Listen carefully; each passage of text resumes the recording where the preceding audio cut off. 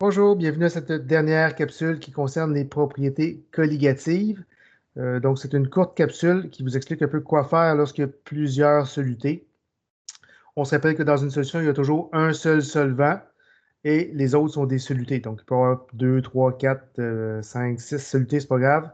L'important, c'est qu'il y ait toujours un seul solvant.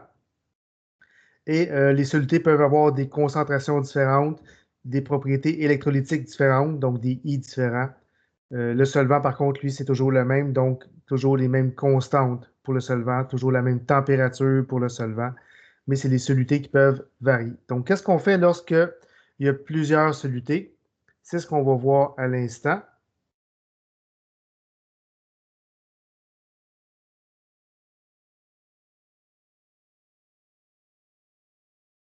Donc, toujours dans les propriétés colligatives, section 2.5 à 2.7. La capsule ne sera pas très longue, là. Je pense que vous comprenez l'idée assez rapidement. Donc, j'ai fait un petit dessin ici. J'aurais peut-être pu faire plus simple, là. Donc, vous avez un solvant qui sont les boules vertes et vous avez deux solutés qui sont différents. Donc, un soluté, vous voyez, avec trois particules, un soluté avec deux particules. Dans l'exemple que j'ai utilisé, j'ai supposé que les deux étaient forts, là, mais ça peut être un fort, un faible, un fort, un non-électrolyte. Donc, toutes les combinaisons possibles auraient pu exister. Donc, qu'est-ce qu'on fait dans ce cas-là? Donc, dans ce cas-ci, les deux solutés sont forts, donc vont se dissocier complètement. Le solvant, lui, ça n'a pas d'impact. Donc, le solvant, lui, on ne le dissocie jamais. Si on suppose que dans ce cas-ci, les solutés sont forts, donc le I pour le soluté boule rouge, boule bleue va être de 2, donc c'est dissocié en deux particules. Et le I pour le deuxième va être de 3. Donc, ce qu'on peut remarquer, c'est que les solutés peuvent avoir des I qui sont différents et peuvent avoir des concentrations aussi qui sont différentes. Donc, vous voyez des concentrations de boule bleue, boule rouge peuvent être différentes de la concentration de boule jaune avec boule bleue. Dans ce cas-ci, je pense qu'ils sont pareils, mais ils peuvent être différentes. Donc, les concentrations peuvent être différentes, les I peuvent être différents. Par contre, les deux solutés ont le même solvant. On le voit ici, là, ils ont les mêmes boules vertes. De sorte que si je le dissocie en solution, dans ce cas-ci, là, vous voyez, ça donne un paquet de boules bleues, boules rouges, boules jaunes et des boules vertes au travers de tout ça. Donc, gardez l'idée là, que solutés peuvent avoir différentes concentrations, peuvent avoir différents I, mais conservent le même solvant. La solution pour l'ensemble a la même température, etc.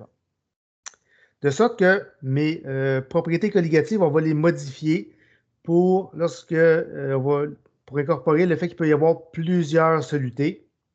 Donc, j'ai mis des petits codes de couleurs pour que ça soit peut-être plus visuel. Donc, exemple, la température d'ébullition.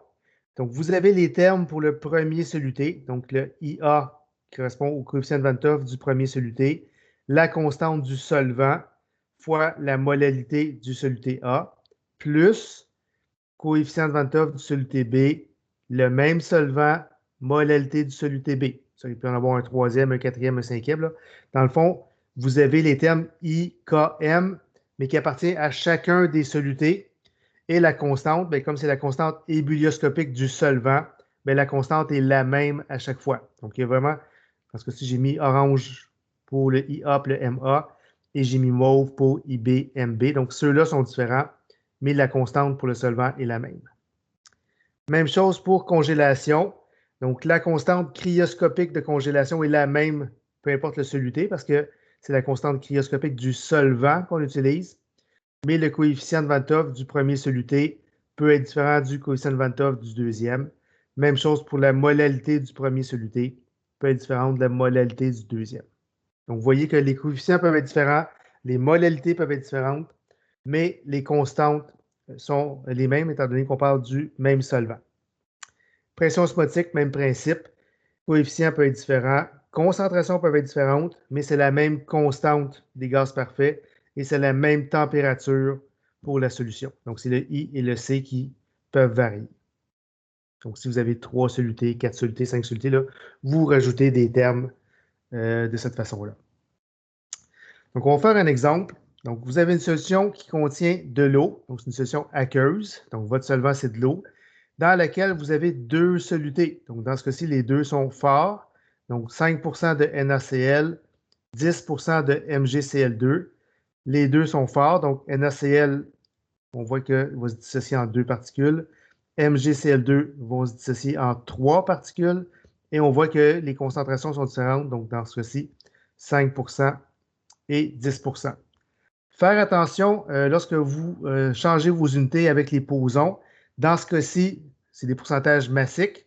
Donc, vous allez partir de la même façon. Vous allez dire, j'ai 100 j'ai 100 grammes de solution. Dans mon 100 grammes de solution, j'ai 5 grammes de NaCl, j'ai 10 grammes de MgCl2, et donc, par conséquent, il me reste 85 grammes de solvant. Okay, donc, les deux solutés là, viennent influencer le nombre de grammes de solvant dans ce cas-ci. Donc, si on sert du tableau, donc notre solvant, c'est de l'eau. Donc, température de congélation de l'eau, c'est 0. Constante cryoscopique du solvant, c'est 1,86 dans ce cas-ci. Si vous aviez d'autres solvants, bien, vous auriez utilisé les autres données qui sont indiquées ici. Donc, comme on cherche la température de congélation, on va prendre la formule de ΔT de congélation en se rappelant que le ΔT fait toujours baisser la température dans le cas de la congélation. Donc, on va déterminer le I, le M, le I, le M. La constante, on vient de la voir, là, on l'a dans le tableau ici, qui est 1,86. Donc, température de congélation du solvant pur, c'est 0 degré Celsius, étant donné que c'est une solution qui est aqueuse. Je l'ai mis en vert. J'ai mis en orange le premier soluté, j'ai mis en mauve le deuxième soluté, pour que ça reflète un peu ce qu'il y a dans mon équation ici. La constante cryoscopique du solvant, on l'a trouvé dans notre tableau, donc 1,86. Les concentrations, on est en pourcentage massique dans ce cas-ci, donc 5 de NaCl, 10 de MgCl2, et comme j'ai mentionné, il va y avoir à ce moment-là 85 d'eau. Donc, pour faire vos conversions, là, à partir de ça. Donc, posons 100 g de solution, 5 du soluté 1, 10 du soluté 2, 85 de solvant qui est de l'eau.